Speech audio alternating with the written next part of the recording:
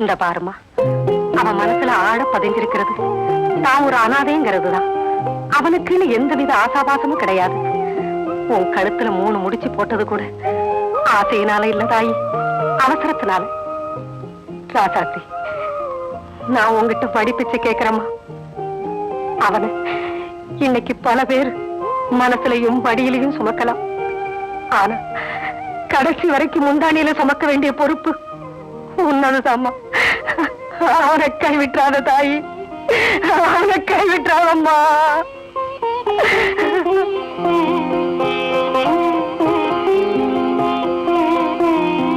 வினோத், போதுங்கிற ஆளுங்களை கூட்டிக்கிட்டு அந்த ஆதித்யன் தங்கி இருக்கிற வண்டி மேட்டுக்கு நாம போறோம்.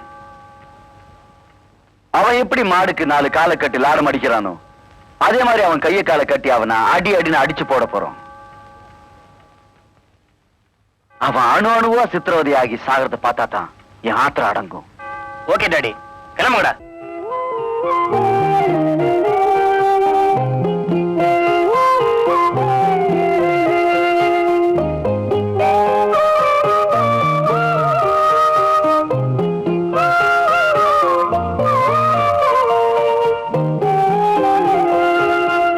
என்னம்மா, உடனே இந்த ஊர் ஜனங்க யோசிக்க வச்சுட்டாங்களா? பாருமா, ஆம்பளைங்களோட பொம்பளைங்க தான் புத்தாலிங்க. ஏன் தெரியுமா? குறவா தெரிஞ்சுக்கிறீங்க, ஆனா நிறையவே புரிஞ்சுக்கிறீங்க. நீ ஆதித்தியனை பத்தி எந்த அளவுக்கு புரிஞ்சு வச்சிருக்குன்னு தான் எனக்கு தெரியல. சமையல் கெட்டு போனா ஒரு வேலை நஷ்டம், அறுவடை கெட்டு போனா ஒரு வருஷம் நஷ்டம், ஆனா வாழ்க்கை கெட்டு போனா காலம் பூரா கஷ்டம். நீ படிச்ச பொண்ணு, இதுக்கு மேல எனக்கு சொல்ல தெரியலமா. நான் வரேன். ஏண்டா வெல்ல, பொண்டாட்டி பிள்ளைங்களோட நம்ம ஊருக்காரங்கெல்லாம் ஆத்தங்களை நிலாச்சோடு சாப்பிட்டு இருப்பாங்கல்ல? ஆமாண்ணே.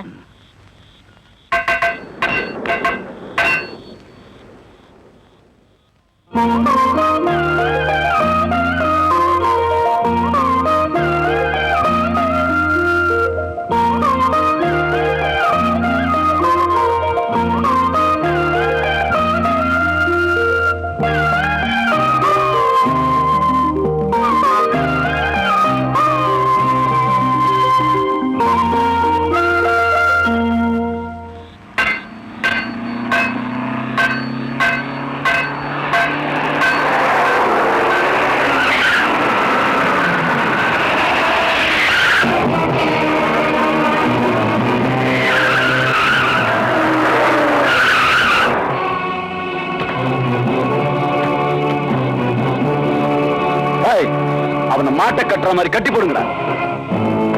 அண்ணே,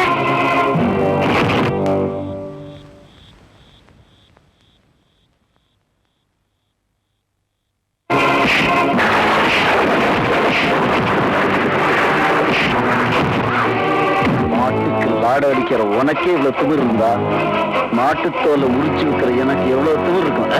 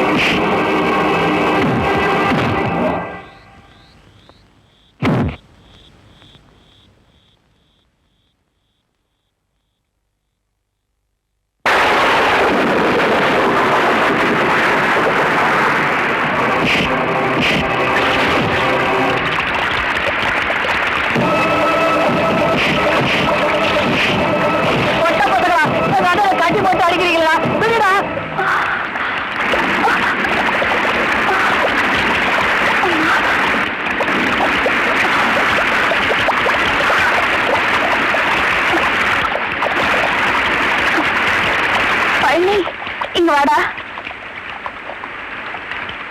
என் புருஷன் எனக்கு பூ கொடுக்க சொல்லி உங்ககிட்ட காசு கொடுத்தாருல, அந்த காசுக்கு பூ கொடுறா. அண்ணி, இன்னைக்கு சித்ரா பௌர்ணமி, எல்லா பூவும் வித்து போச்சு. கொஞ்சம் இருங்க, நீ வீட்டுல போய் பூ கொண்டு வந்துடுறேன். அண்ணே, அண்ணி மேல சத்தியம் பண்ணிட்டான்னு பரவாயில்லண்ணே, அடிக்கண்ணே.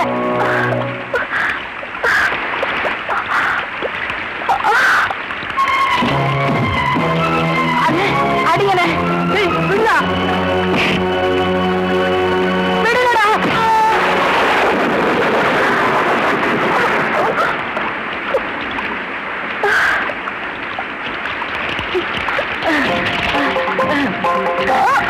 அண்ணி, அண்ணி, ஊர்ல யாரும் இல்லாத நேரத்துல பழைய பகைய மனசுல வச்சுக்கிட்டு பக்கத்து ஒரு ஜமீன்தாரு ஆளுங்க எங்க அண்ணனை போட்டு அடிச்சுட்டு இருக்காங்கண்ணே. அண்ணே, அண்ணன் யாரையும் அடிக்க மாட்டேன்னு உங்க மேல சத்தியம் பண்ணியிருக்காரு அண்ணே. அண்ணே, எங்க அண்ணனை காப்பாத்துக்கண்ணே. அண்ணே, எங்க அண்ணனை காப்பாத்துக்கண்ணே. உங்க காலில் ஒன்று கும்பிடுறேன், எங்க அண்ணனை காப்பாத்துக்கண்ணே. வாங்கண்ணே, உங்க கையெடுத்து கும்பிடுறானே, எங்க அண்ணனை காப்பாத்துக்கண்ணே.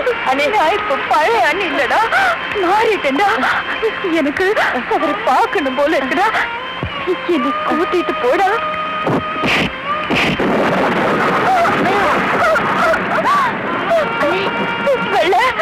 என்னால ஒரு அடி கூட எடுத்து வைக்க முடியாது.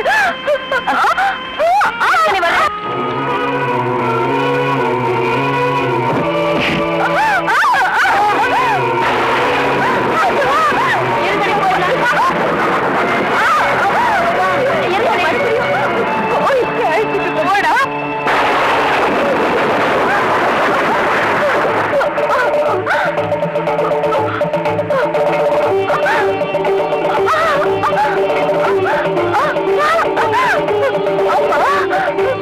கண்ணம்மாவோட மாங்கல்யத்தை என் புருஷன் காப்பாத்தினாரு. இன்னைக்கு என் மாங்கல்யத்தை காப்பாத்த இந்த ஊர்ல யாருமே இல்லையம்மா. என் புருஷனோட உயிரை நீதான் காப்பாத்தணும்.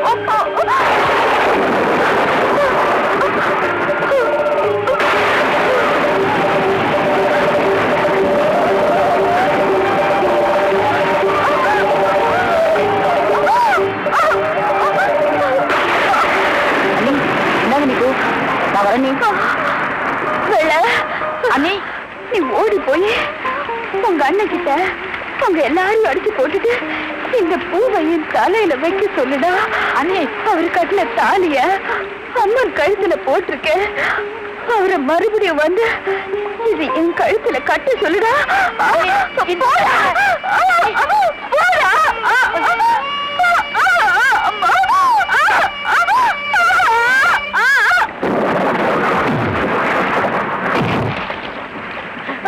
அண்ணே, அண்ணே, அண்ணே, எந்திரிங்கண்ணே, எந்திரிங்கண்ணே. அண்ணி மனசு மாறிட்டாங்கண்ணே. இவங்க எல்லாரும் அடிச்சு போட்டுட்டு இந்த பூவை அவங்க தலையில உங்க கையால வைக்க சொன்னாங்கண்ணே. எழுந்திரிங்கண்ணே. அண்ணே, அம்மங்கள்கிட்ட போட்டிருக்க தாலி எடுத்து மறுபடியும் உங்க கையால அன்னிகள்கிட்ட கட்ட சொன்னாங்கண்ணே.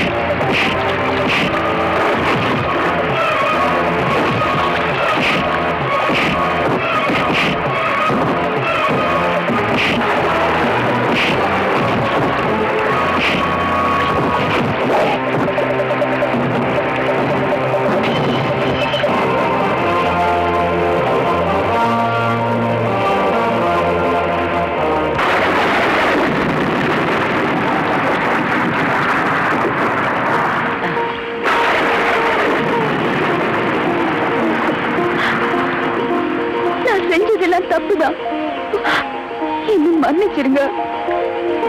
உங்களுக்காக வேண்டிக்கிட்டு அம்மன் கழுத்துல தாலி கட்டி போட்டிருக்கேன். அத மறுபடியும் என் கழுத்துல காட்டுங்க. அந்த பூவை உங்க கையாலேயே என் தலையில வச்சு விடுங்க.